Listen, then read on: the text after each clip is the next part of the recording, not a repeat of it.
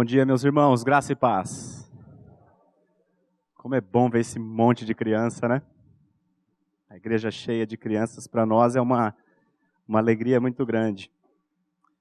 E é uma alegria também ver a igreja cheia como hoje. Pessoas que vieram aqui para serem edificadas. E a minha oração em nome de Jesus é que vocês saiam daqui assim, edificados. Quando a gente vê algum criminoso que comprovadamente cometeu um crime e ele não é condenado, isso para nós é revoltante. Quando a gente vê, por exemplo, a classe política roubando e nada acontece, nós nos tomamos por indignação porque nós clamamos por justiça. Aí, o que a gente precisa refletir é o seguinte: se nós, que somos pecadores, nós nos sentimos indignados ao ver a injustiça, aí eu pergunto para vocês, como pode Deus, sendo santo, santo, santo e justo, como pode esse Deus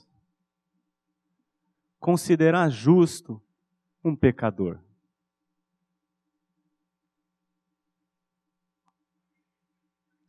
Como pode esse Deus, que é absolutamente justo, considerar um pecador como eu justo?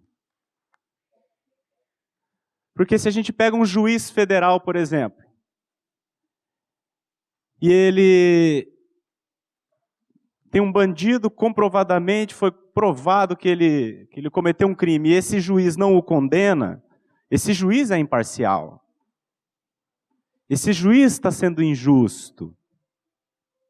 Agora, Deus, como pode este juiz, justo, declarar justo um pecador como eu? A proposta para esta manhã é nós respondermos a essa pergunta. Eu gostaria que os irmãos pegassem o boletim e logo no primeiro parágrafo a gente começa com essa pergunta: como pode um Deus santo declarar justo um homem pecador? A resposta a essa importante pergunta pode ser encontrada em muitos lugares da Bíblia. Mas há uma passagem em especial onde podemos perceber com clara nitidez a solução que Deus apresenta para esse dilema espiritual de proporções eternas. Essa passagem, meus irmãos, sobre a qual o estudo de hoje foi elaborado, encontra-se no livro de Isaías, do profeta Isaías, e vai do capítulo 52, versículo 13, até o capítulo 53, versículo 12. Antes de nós prosseguirmos com o boletim, eu gostaria de propor à igreja que nós que a gente leia esse texto para que nós estejamos contextualizados. Essa passagem das Escrituras, ela, para mim,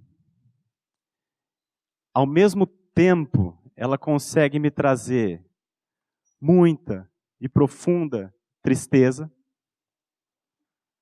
ao mesmo tempo que ela me traz profunda alegria. Esse é o poder da palavra de Deus, no mesmo texto trazer os dois extremos de sentimentos simultaneamente. E eu acredito, meus irmãos, que todo aquele que creu na obra de Cristo, todo aquele que creu no que Ele fez e compreendeu o que Ele fez, essas pessoas têm o mesmo sentimento que eu ao ler essa passagem, de profunda alegria e profunda tristeza simultaneamente. Eu gostaria que vocês acompanhassem a leitura. Eu vou ler na minha Bíblia, vocês seguem aí na tela.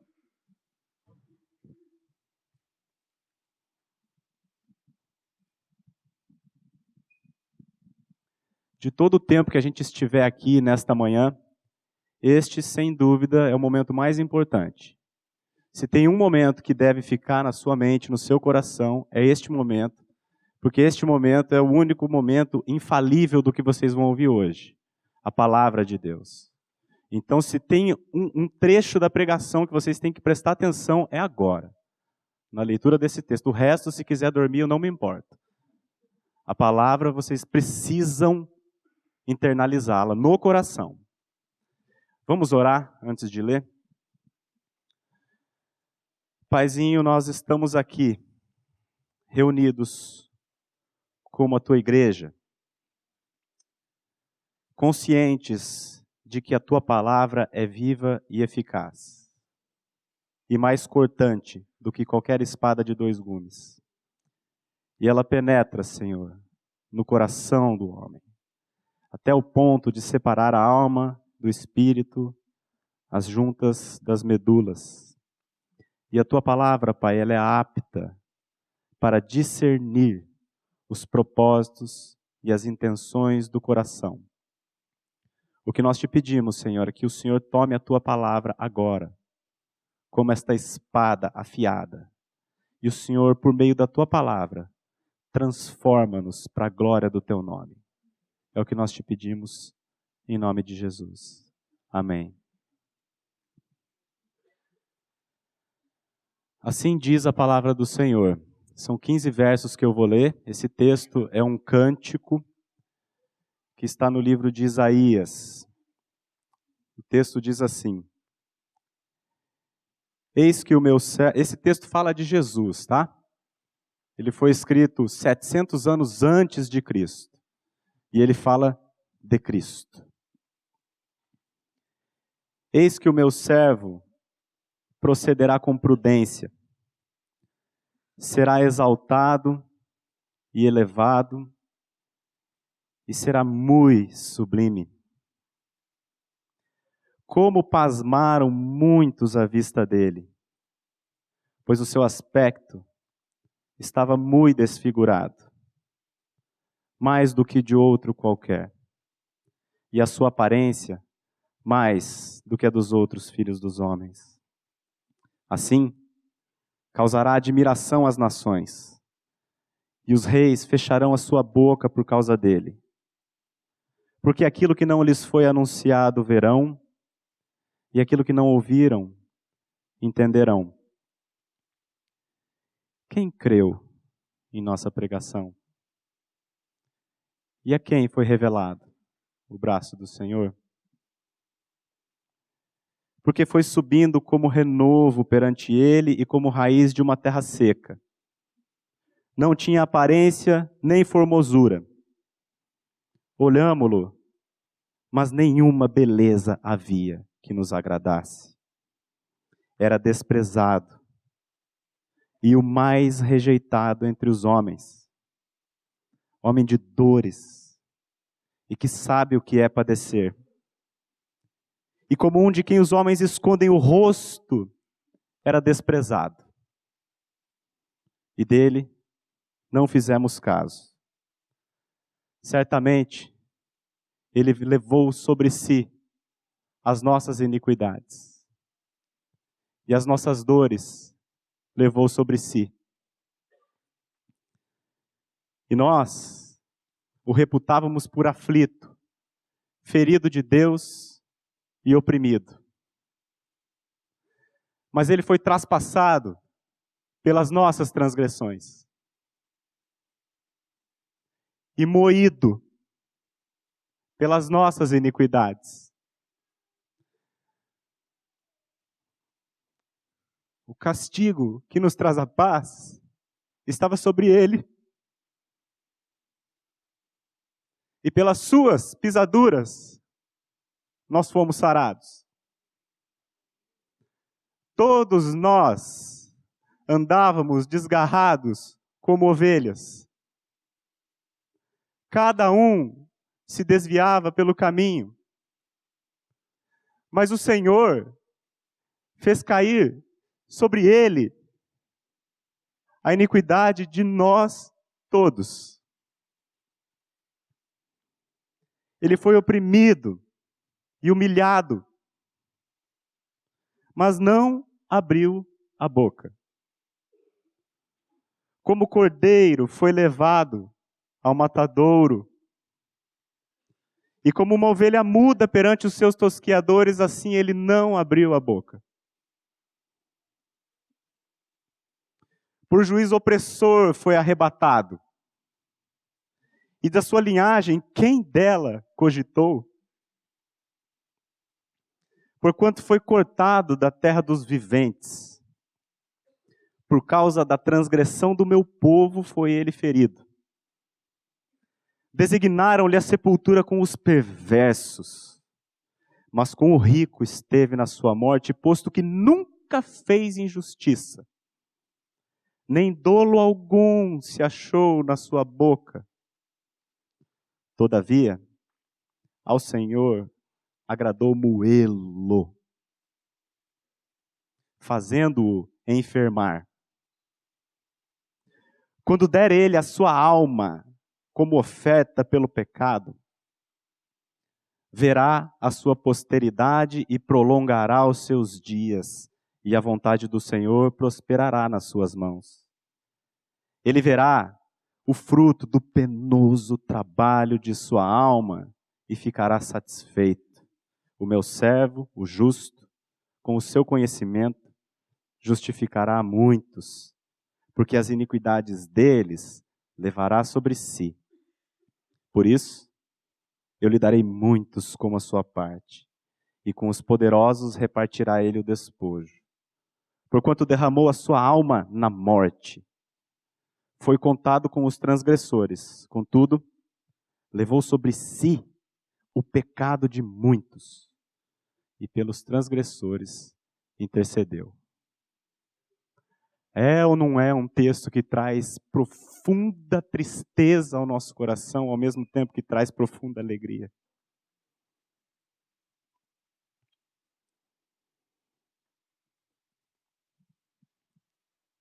Sem sombra de dúvidas, esse é um dos mais lindos textos das Sagradas Escrituras. Uma mensagem de esperança e grande salvação.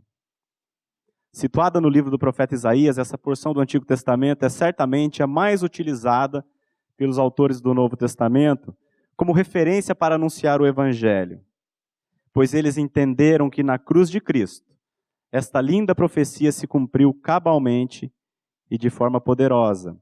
Essa porção das Escrituras que a gente leu agora do Antigo Testamento, ela é citada no Novo Testamento 50 vezes. Só nos evangelhos ela é mencionada 30 vezes.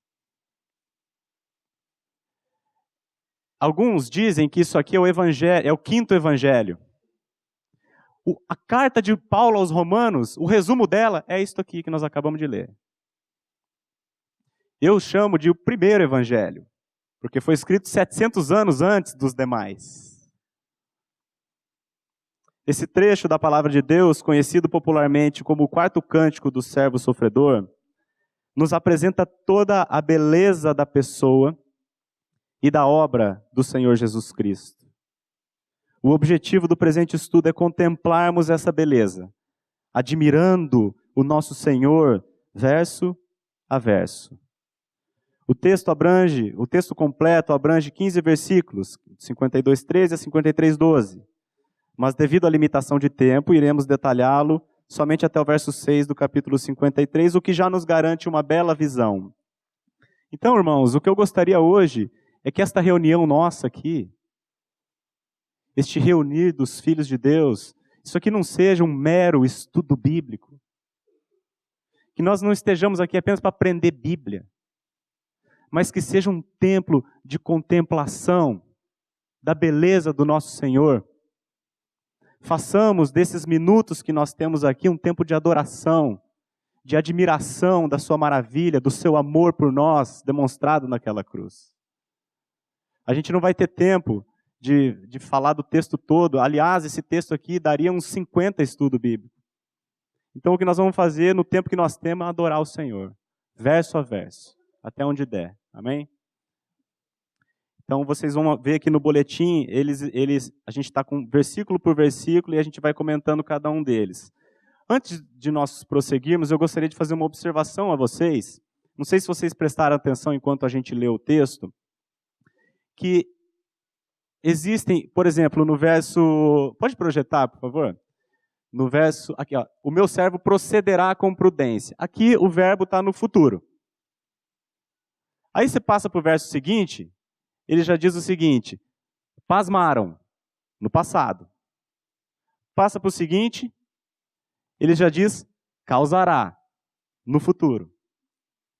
Então, essa é uma primeira observação importante para a gente fazer sobre esse texto, que o Espírito Santo, ele não erra, ele não é ignorante. Pelo contrário, ele é o autor de todas as línguas, ele é o autor de todos os idiomas. E ele tem uma intenção ao colocar nesse texto diferentes tempos verbais. Qual é o seu propósito com isso? Mostrar para nós a infalibilidade dos desígnios de Deus. Quando Deus projeta alguma coisa para 700 anos depois, para ele é indiferente se ele vai falar no futuro ou no passado, porque vai ser cumprido. Então, aqui a gente observa é um detalhe, mas que nesse detalhe a gente já vê a grandeza de Deus, a sua soberania, o seu total governo sobre todas as coisas.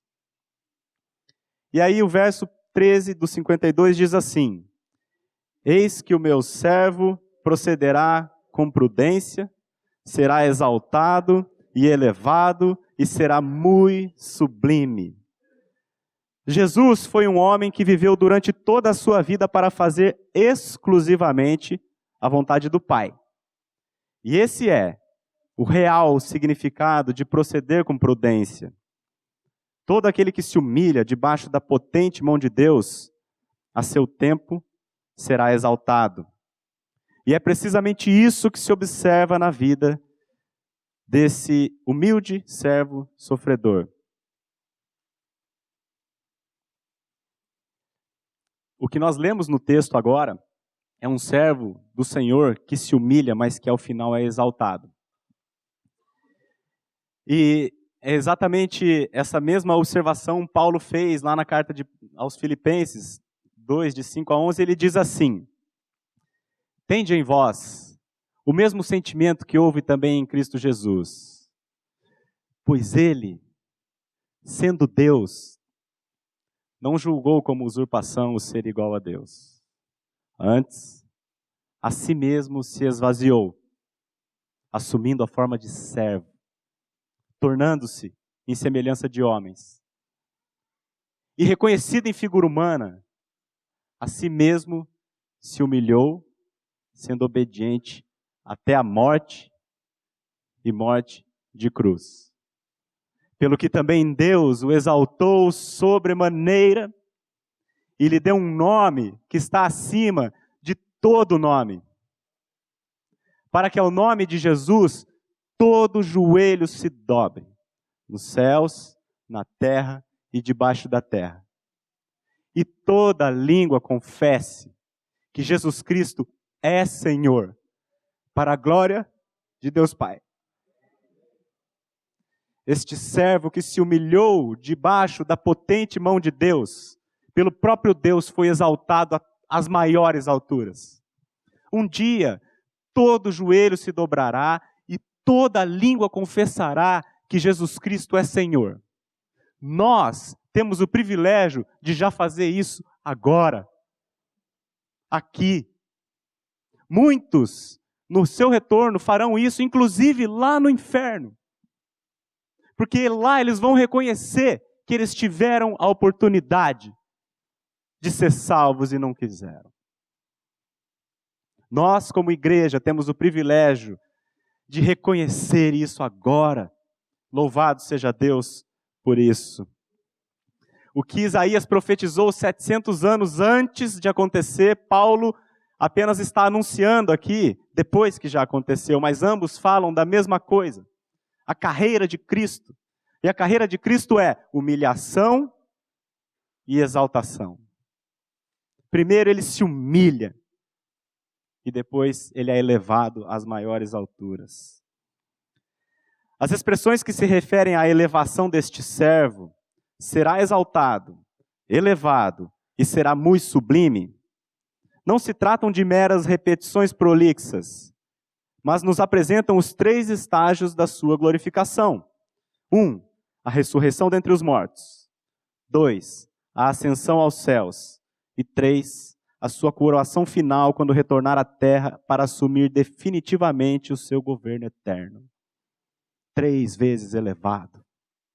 Como o Pai é santo, santo, santo, o Filho é elevado, elevado, elevado.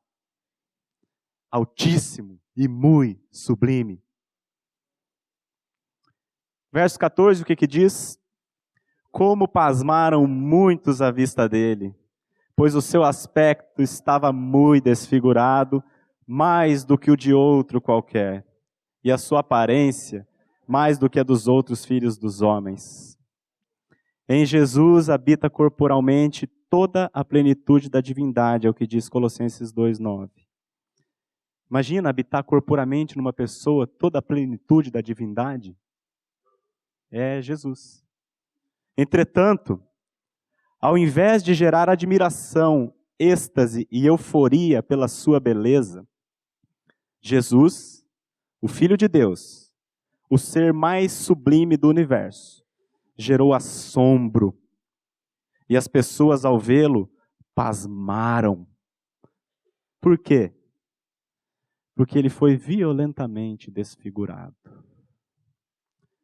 Seu sofrimento físico teve início ainda no jardim do Getsêmani, onde suou sangue, depois que seus vasos sanguíneos se romperam pela intensa descarga de adrenalina em seu corpo, causada pela angústia das coisas que ele sabia lhe haviam de suceder. O que ele teve lá é chamado de hematidrose, é muito raro, mas quando você recebe uma descarga muito grande de adrenalina, os seus vasos sanguíneos se rompem e você transpira sangue. Ele sabia o que ia acontecer com ele, o padecimento físico, o padecimento da sua alma e a separação que ele sofreria do Pai naquela cruz. E a angústia foi tanta que ali, no jardim, sozinho, ele já começou a sofrer fisicamente com a hematidrose. No sinédrio, depois de ser cuspido,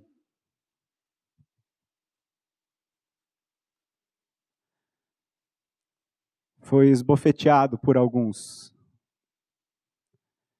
esmurrado por outros, e teve os seus cabelos arrancados.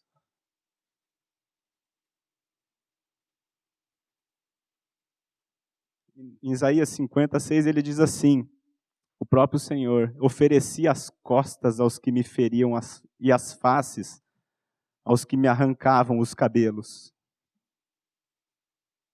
Não escondi o rosto aos que me afrontavam e me cuspiam.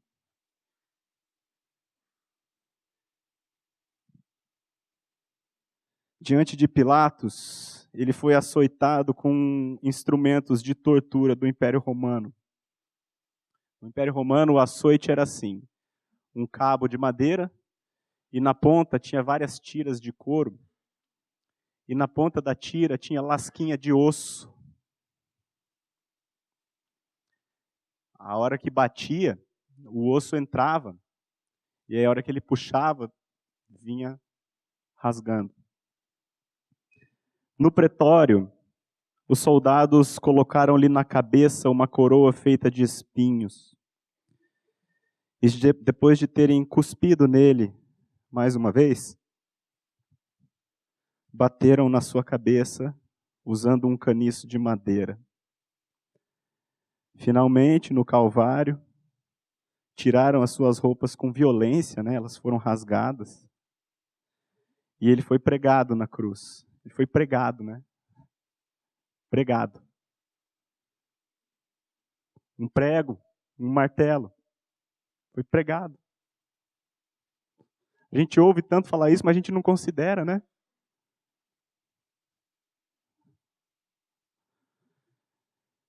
Ele foi pregado na cruz, sendo deixado nu, completamente exposto, num dia frio. Lembra o sábado passado?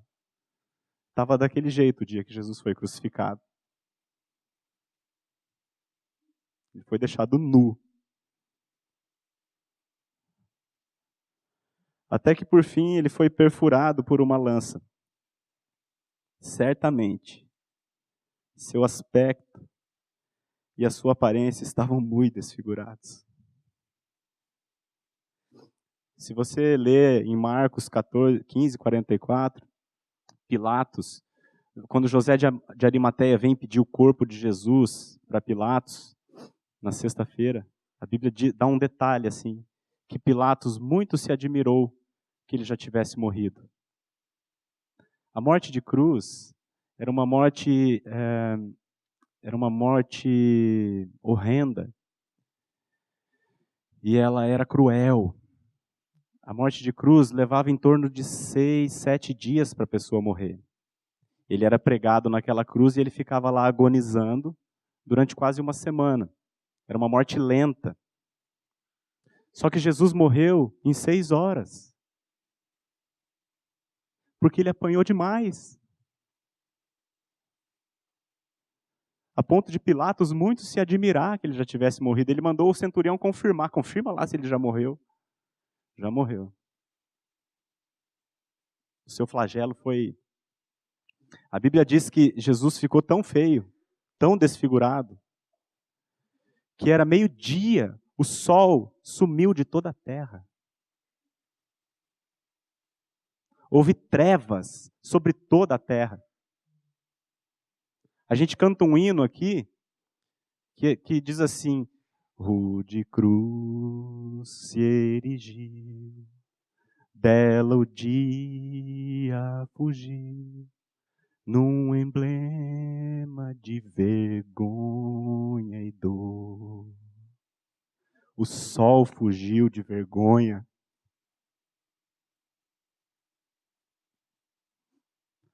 Da feiura que ele se tornou. Por causa de nós. Próximo verso, o que diz? Assim causará admiração às nações, e os reis fecharão a sua boca por causa dele. Porque aquilo que não lhes foi anunciado verão, e aquilo que não ouviram entenderão. Quem creu em nossa pregação, e a quem foi revelado o braço do Senhor? Quem creu? Quem creu? Quase ninguém. Não obstante todos os milagres, sinais e maravilhas operados por Jesus entre o seu povo, os judeus, estes, em sua maioria, na sua imensa maioria, quase todos, não creram nele. E então, na sua incredulidade, o crucificaram. Todavia, foi justamente essa rejeição por parte dos judeus que redundou em salvação aos gentios, e isso diz respeito a nós. Aleluia! Ele veio para o que era seu e os seus não o receberam. Mas a todos quantos o receberam, deu-lhes o poder de serem feitos filhos de Deus, a saber, aos que creem no seu nome, os quais não nasceram do sangue, nem da vontade da carne, nem da vontade do varão, mas de Deus. Próximo, porque foi subindo como renovo perante ele e como raiz de uma terra seca. Não tinha aparência nem formosura. Olhámo-lo, mas nenhuma beleza havia que nos agradasse. Vocês sabem o que é um renovo? Ele foi subindo como um renovo. Quando Isaías escreveu isso aqui, a sociedade era uma sociedade agrária que mexia com agricultura. O que é um renovo? Eu tenho horta na minha casa. O renovo é o seguinte: você planta um pé de couve lá, ele dá as folhas. De repente, você olha no caule, assim do lado, sai um renovo. é um broto querendo ser um novo caule. Esse renovo, o agricultor ele vai e arranca, porque ele suga muita energia da planta e ele é inútil. Então ele arranca. É assim que Jesus foi visto. Como um inútil que precisava ser arrancado. E assim ele foi cortado da terra dos viventes. Renunciando à glória que tinha junto ao Pai, ele desceu do céu, do qual é o próprio Criador, e chegou à terra não numa maternidade para recém-nascidos, mas numa estrebaria para cavalos. Ele nasceu não numa família nobre, mas numa família pobre, que era proveniente de uma cidade igualmente desprezível chamada Nazaré. Olha o que Natanael falou. De Nazaré pode sair alguma coisa boa? Essa é a visão, que inclusive Natanael, que veio a ser seu discípulo, essa é a visão que as pessoas tinham de Cristo, deste homem, Jesus Cristo. O ser humano caído, com sua mania de grandeza, jamais conseguiria ver beleza alguma que o agradasse num Deus humilhado como esse. Sabe qual é a nossa vergonha? Sabe qual é a nossa pequenez? Nós, sendo nada, pensarmos que somos alguma coisa. Sabe qual é a grandeza de Deus? Sabe qual é a grandeza de Cristo? Ele, sendo Deus, não julgou como usurpação o ser igual a Deus. Antes, a si mesmo se esvaziou, assumindo a forma de servo, tornando-se em semelhança de homens. E reconhecido em figura humana, a si mesmo se humilhou, sendo obediente até a morte, e morte de cruz. O que nos humilha diante de Deus é a nossa pretensão de querermos ser aquilo que nós não somos. E o que engrandece o Senhor diante de Deus é Ele abrindo mão de toda a sua glória por amor a um pecador como nós.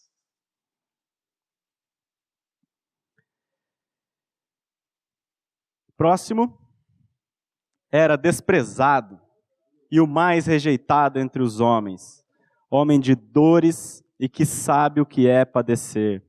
E como um de quem os homens escondem o rosto, era desprezado e dele não fizemos caso.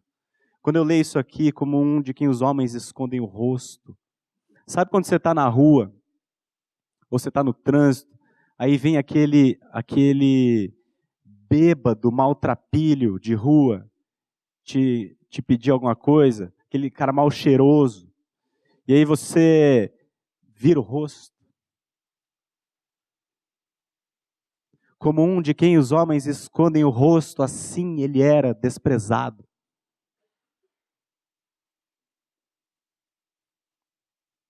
Na cruz, antes que a morte viesse, o Senhor Jesus esteve absolutamente só.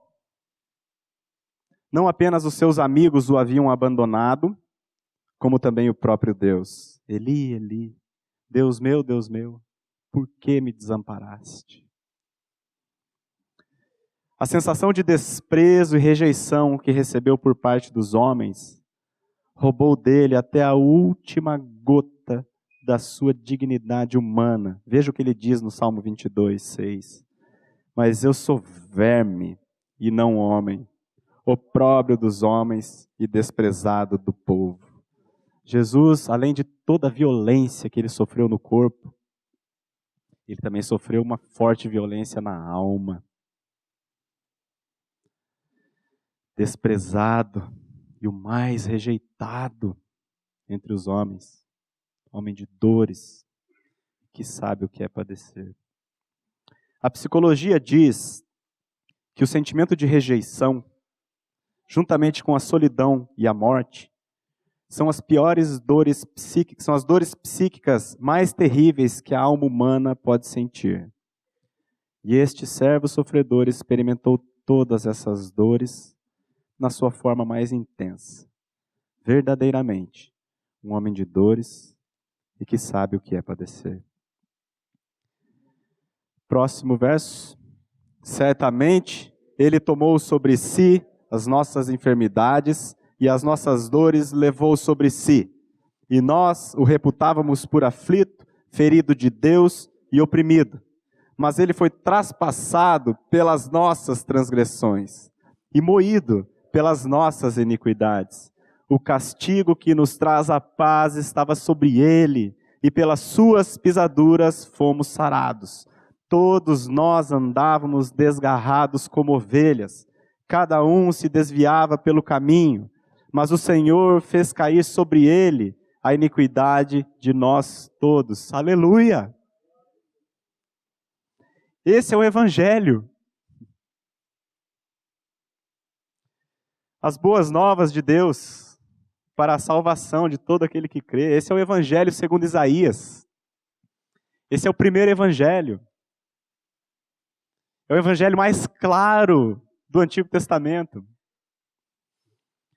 O homem, por conta da sua miserável condição de pecador, jamais teria a menor possibilidade de escapar da ira de um Deus santo que abomina mortalmente o pecado. Este Deus, sendo absolutamente justo, não poderia em hipótese alguma deixar impune nenhum pecador sequer. Se a santidade e a justiça, veja bem, se a santidade e a justiça fossem os únicos atributos do caráter de Deus, todos os homens seguiriam para a condenação eterna e de maneira absolutamente justa, pois todos pecaram. Todavia,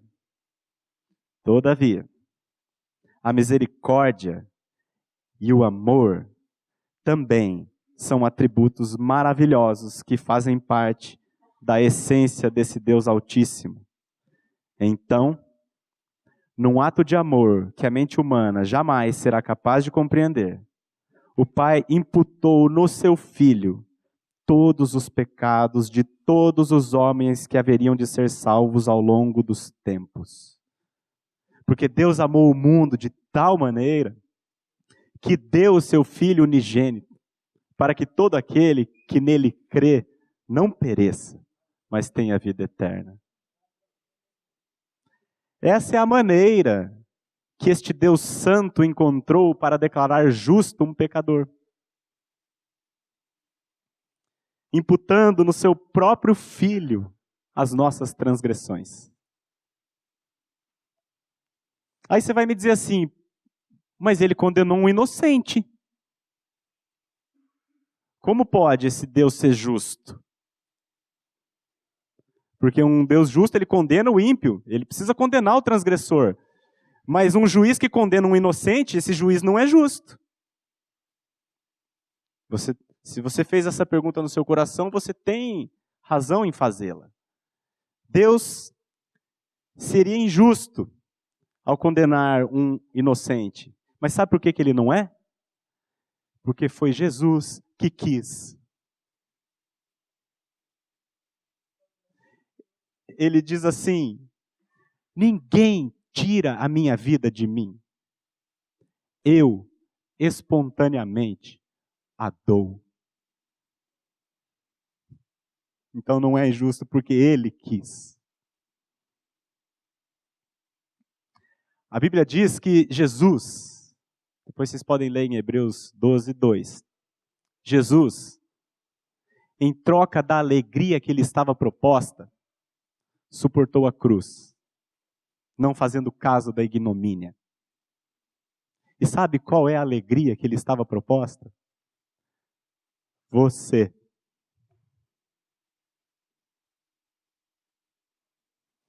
Em troca da alegria que lhe estava proposta, que é a igreja, a sua noiva, ele suportou a cruz, não fazendo caso da ignomínia. Ele foi porque ele quis.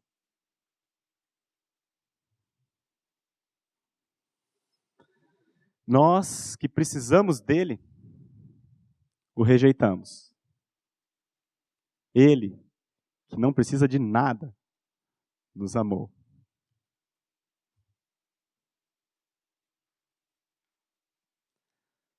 Todas as nossas transgressões deveriam necessariamente ser castigadas. Mas o castigo que nos traz a paz estava sobre ele, e pelos seus sofrimentos nós fomos sarados. O corpo santo e perfeito do Senhor recebeu toda a ira de Deus contra o pecado, e por isso a aparência de Jesus ficou tão desfigurada naquele dia, como a gente lê em 2 Coríntios 5. Aquele que não conheceu o pecado, ele o fez pecado por nós, para que nele fôssemos feitos justiça de Deus.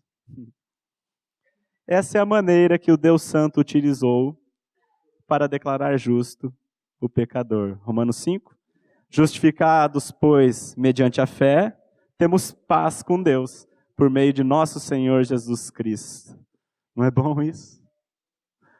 Justificados, pois, mediante a fé nesta obra que nós acabamos de ler, nós temos paz com Deus. Por meio do nosso Senhor.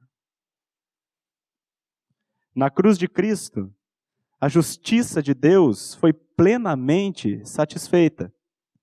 E a sua ira contra o pecado que pesava sobre nós foi definitivamente aplacada. Salmo 85:10 diz que a justiça e a paz se beijaram. Na cruz de Cristo, todo o pecado foi castigado. E nós encontramos a paz com Deus. Martinho Lutero, no século XVI, ao tomar conhecimento dessa magnífica obra, pela fé, fez a seguinte oração. Veja a oração de Martinho Lutero. Senhor Jesus, Tu és a minha justiça. Eu gostaria até que nós lêssemos e orássemos isso. Senhor Jesus, Tu és a minha justiça e eu sou o Teu pecado. Tomaste sobre Ti o que de fato era meu e ainda colocaste sobre mim o que era Teu. Tu te tornaste o que não eras para que eu me tornasse o que não sou. O pecado para que o pecador pudesse se tornar um filho de Deus. Não é lindo isso? Concluímos o presente estudo repetindo a pergunta de Isaías no versículo 51. Quem creu em nossa pregação? Irmãos, os judeus tinham tudo. Eles tinham a profecia, eles tinham as promessas, eles eram o único povo que tinha acesso à palavra de Deus. Eles tinham a faca e o queijo na mão. E quando o Messias veio, quando a promessa chegou, ninguém creu. Ou quase ninguém. Nós temos mais do que as promessas. Nós temos o fato consumado. Eles olhavam para frente, nós podemos olhar para trás e ver a ressurreição de Jesus. Nós estamos no ano 2019 depois dele.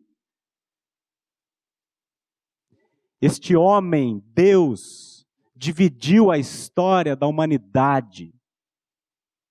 É um fato. Portanto, nós temos mais do que os judeus tinham. Mas ainda assim, tem gente que não crê. Quem creu em nossa pregação? E a quem foi revelado o braço do Senhor? Essa maravilhosa salvação que Deus proporcionou ao homem na cruz de Cristo é absolutamente real, eterna e inteiramente gratuita. Todavia, ela não é de todos, mas somente daqueles que creem. Essa salvação pertence àqueles que, pela graça, reconhecem a sua miserável condição de pecador e, arrependidos, invocam o nome do Senhor para receberem misericórdia. Meus irmãos, a salvação é para qualquer um, mas não é para todo mundo. ela está disponível para qualquer pessoa, mas não é para todas as pessoas. É somente para aquele homem ou mulher que pela graça discerniu a realidade a seu respeito. É aquele que, olhando para dentro de si, reconhece a sua morte,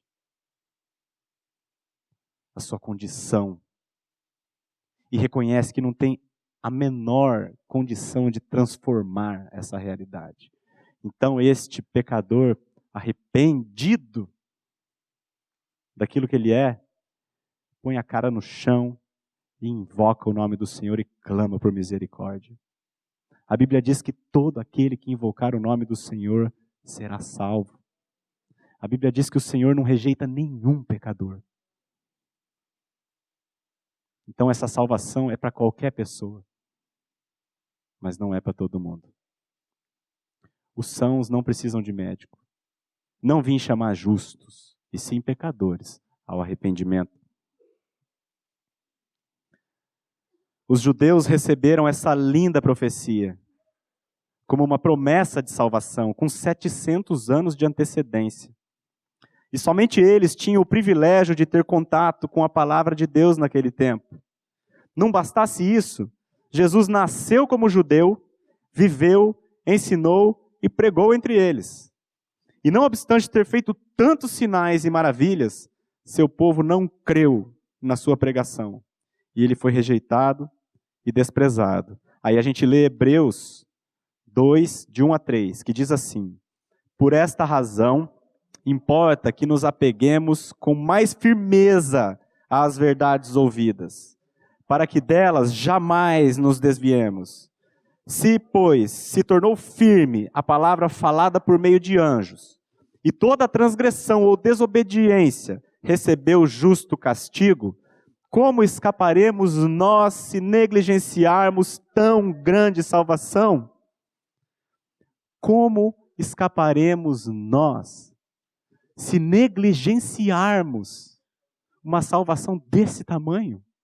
Gratuita, amorosa, poderosa, eterna, definitiva. Como escaparemos nós? É por isso que a Bíblia diz que quando Jesus voltar, todo joelho se dobrará e toda língua confessará que Jesus Cristo é Senhor, nos céus, na terra e debaixo da terra. Porque nos céus e na terra, tranquilo, somos nós, aqueles que creem, que já o adoram e já confessam desde já. Mas debaixo da terra está se referindo às pessoas que não receberam. Essas pessoas também, de boa vontade, adorarão o Senhor. E as suas línguas, os seus joelhos se dobrarão, as suas línguas confessarão. E eles vão dizer, realmente, nós negligenciamos esta salvação. O Senhor me ofereceu.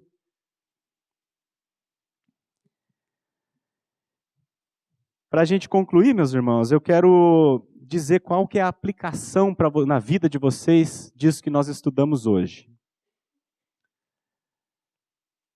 Para aqueles que já creem, para aqueles que creem nesta obra de Cristo em seu favor e já desfrutam dessa salvação, a aplicação é esta: que nós vivamos de maneira digna desse sacrifício, levando em consideração tudo que ele fez, vivamos de maneira que venha a honrar a pessoa do nosso Salvador. Ele morreu por todos, para que os que vivem não vivam mais para si, mas vivam para aquele que por eles morreu e ressuscitou. A aplicação desse texto nas nossas vidas, os que creem, é que vivamos uma vida de santidade. Uma vida que glorifique o nome do Senhor. Uma vida que o torne conhecido. Uma vida que as pessoas, ao olharem para nós, sintam o bom perfume de Cristo. uma vida que anuncie as virtudes deste que nos salvou. Essa é a aplicação para todo aquele que crê. Se porventura tem alguém aqui que ainda não tem esta convicção, alguém que nos ouve pela internet, e não tem esta certeza, ainda não creu nesta obra de Cristo, a aplicação desse texto é uma só. Arrependa-se enquanto é tempo. Buscai ao Senhor enquanto se pode achar. Jesus diz assim: o tempo está cumprido e o reino de Deus está próximo. Arrependei-vos e crede no Evangelho. Essa é a aplicação para quem ainda não creu. E para encerrar, toda transgressão e desobediência do pecador recebeu justo castigo no corpo do nosso bendito Salvador Jesus Cristo. Você crê nisso? Que o Senhor nos dê fé para que essa tão grande salvação seja uma realidade em nossas vidas. Amém? Vamos orar?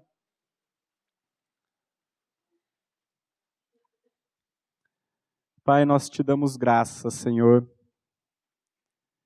porque a justiça e a santidade, não obstante serem atributos maravilhosos do teu caráter, eles não são os únicos. O teu caráter também inclui a misericórdia e o amor e a graça. Nós te agradecemos, Senhor, porque o Senhor amou o mundo de tal maneira que o Senhor deu o teu Filho unigênito, para que todo aquele que nele crê não pereça, mas tenha vida eterna. Nós agradecemos o nosso Senhor Jesus Cristo pela grandeza do teu amor, pela sublimidade da tua pessoa e da tua obra, que de maneira espontânea, voluntária, altruísta, resolveu, por conta própria, assumir toda a nossa culpa e levar sobre o seu corpo santo toda a ira de Deus naquele madeiro. Senhor Jesus, nós te louvamos porque o castigo que nos traz a paz estava sobre o Senhor. E pelas tuas pisaduras, que não foram poucas, Pai, nós fomos sarados. Clamamos a ti, Senhor, que o Senhor nos abra os olhos do coração, nos abra o entendimento, Pai, para compreendermos a grandeza dessa salvação. Para que de forma digna nós vivamos aqui sobre essa terra, de modo a glorificar o teu nome e te tornar conhecido. Guarda cada um dos meus irmãos aqui, abençoa cada um deles e frutifica esta palavra que foi lançada no coração, frutifica na vida deles, nas suas casas, nos seus relacionamentos, nas suas vidas, Pai. Pedimos tudo isso, Senhor, para que o teu nome seja glorificado. É o que nós te pedimos em nome de Jesus. Amém. A Livraria PIB Londrina procura selecionar cuidadosamente seus títulos e autores a fim de oferecer um conteúdo alinhado com o Evangelho de Jesus Cristo. Bíblias, livros de teologia, devocionais, literatura infantil, biografias, comentários bíblicos e muito mais. Dispomos também de um acervo de CDs e DVDs das mais de 5.000 mensagens ministradas na Primeira Igreja Batista em Londrina. Visite a Livraria PIB Londrina e conheça ainda mais. Livraria PIB Londrina, de segunda a sexta, das 13h30 às 18h. Endereço na Avenida Paraná, 76A, próximo ao Calçadão, bem no centro de Londrina. Ligue para 3372-8921 ou acesse o site www.livrariapiblondrina.com.br.